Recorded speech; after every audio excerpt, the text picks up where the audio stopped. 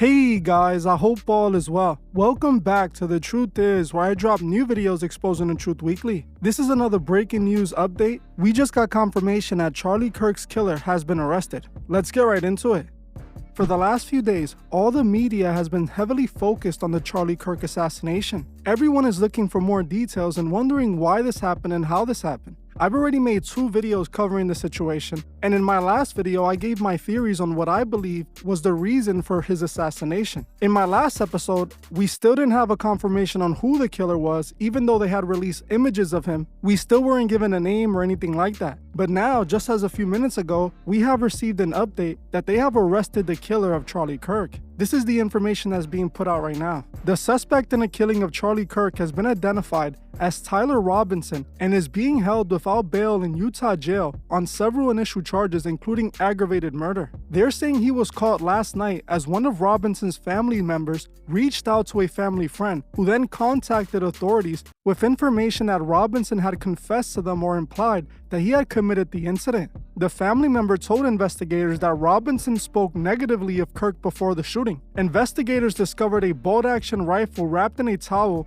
and inscriptions on the bullets, including one that read, "Hey fastest catch." It's also being reported that the alleged shooter is not talking to investigators after he requested a lawyer on the spot. This is what they know about the killer so far. He grew up in Washington, Utah, and earned a scholarship to attend Utah State University after a strong academic record in high school, but dropped out after just 1 semester. His voter registration records show that he is registered to vote unaffiliated with any party, although he is listed as an inactive voter, meaning he hadn't voted in at least the most recent 2 general elections. Now, to me, this is the most important detail that they released. According to the authorities, Robinson was taken into custody around 10 p.m. Thursday night after a 33-hour manhunt. You heard that right, 33 hours. We already know about the number 33, and we're going to get more into that in a bit. And this was said by no other than Kash Patel. A spokesperson for the university said in a statement Friday that Robinson briefly attended Utah State University for 1 semester in 2021.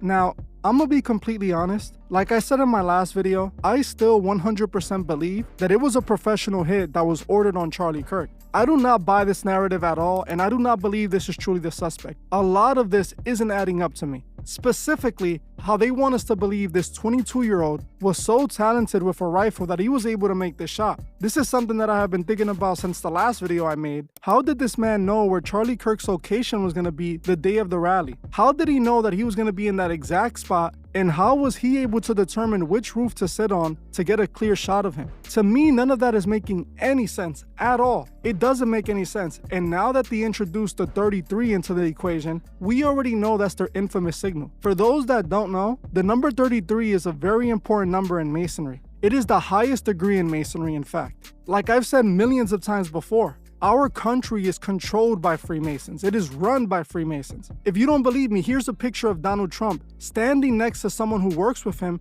wearing a Freemasonic pin. These are the people that truly run our country. And now the whole narrative that the family called a friend and the friend called the authorities, I'm not buying that at all either. I'm not saying that parents won't turn their kids in, but this is the exact same narrative we heard in the Luigi Mangione situation, that I believe Luigi Mangione wasn't even the person that did the crime in the first place. How did this man know where Charlie Kirk was going to be? How did he know that he was going to be standing in that exact spot, that he was going to be able to make that shot? This does not sound right. That person who murdered Charlie Kirk was a professional, in my opinion, and this was orchestrated well in advance, and they knew where Charlie Kirk was going to be standing, and they knew where to take the shot from, and they knew what moment to take the shot from. All of this is what's truly important. We have to remember what they're trying to do with this. They're trying to push the narrative that Charlie Kirk's assassination happened because of all the political conflicts that we've been having in the last few years. They're basically trying to blame it on people wanting to know the truth about Epstein, causing this political violent act, which I do not believe at all. I honestly think that this was orchestrated because of that reason, because they're trying to force us to leave this situation alone. What most people don't understand is that these administrations are actually scared right now because they put Trump in power, expecting us just to take whatever he says as word. If Trump said there is no Epstein list, they were expecting us to say, you know what, Trump, you're right, there is no Epstein list.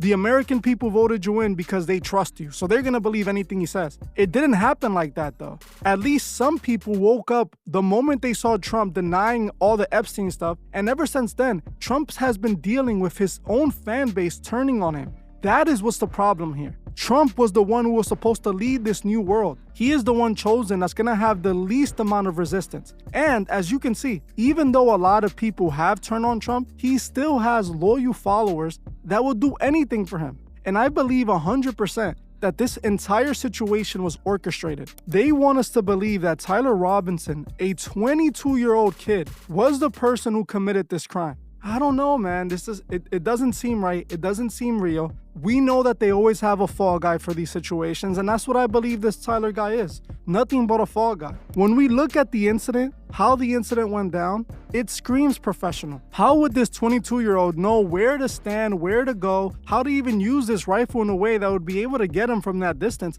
No one is taking that into account.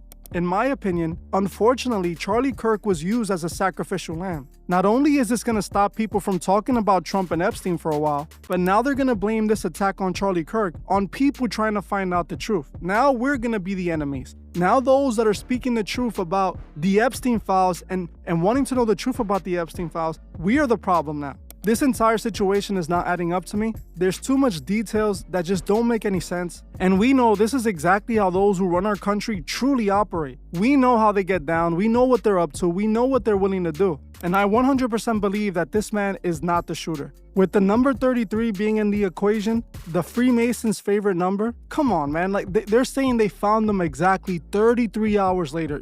We have to pay attention to the numerology that they use. We have to pay attention to all the things that they tell us because their lies are always uncovered in the details. This was a horrible situation. This was horrible that happened to Charlie Kirk. But I don't think it was this 22-year-old that did it. I think that the people that are truly behind this are those that are running this country. This is clearly nothing but the cover-up process that's happening now, and the media is going to report on it, and everyone's just going to accept it, and the world's going to move on. But this is not justice, because in reality, what really happened that day, they're never going to admit to us. They're never going to tell us the truth. They don't tell us the truth. They run this country with lies, just like how they've been lying about the Epstein files, just how they lie about everything else. Remember, I've spoken about this many times. One of the Freemason leaders named Albert Pike spoke about a third world war all the way back in the 1800s. This man said that this war was gonna be between Israel and Palestine. Just take that under consideration. All the way back in the 1800s, a Freemason, one of the highest degree Freemasons, he was considered a Freemason leader, said that a war like this had to take place